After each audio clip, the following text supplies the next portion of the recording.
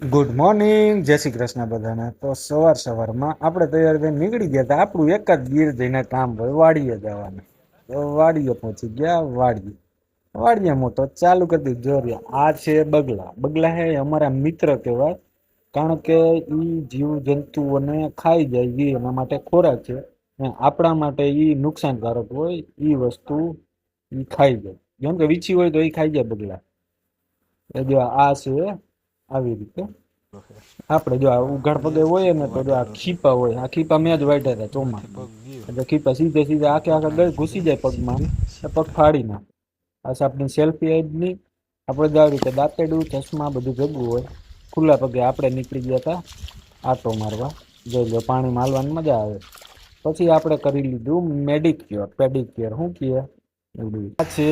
આમાં જો જગ્યા જુઓ તમે, અમારા ગામની ખાણ છે કે જ્યાંથી આ પ્રકારે સફેદ પથ્થર નીકળે છે.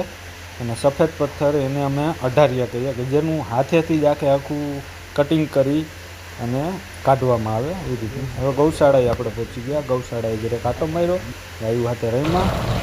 પછી આપણે નીકળી ગયા વાડીએ જવા માટે. તૈયાર થઈને દાદાને પગે લાગીને જોઈ લો, હવે જનાવરનું ઘર. અહીંયા જનાવર બેઠા હતા આગળ. રસ પીધો. ગાય આપણી જાનુડીને આપણે પેક કરી દીધી. અમદાવાદ જવાનું છે.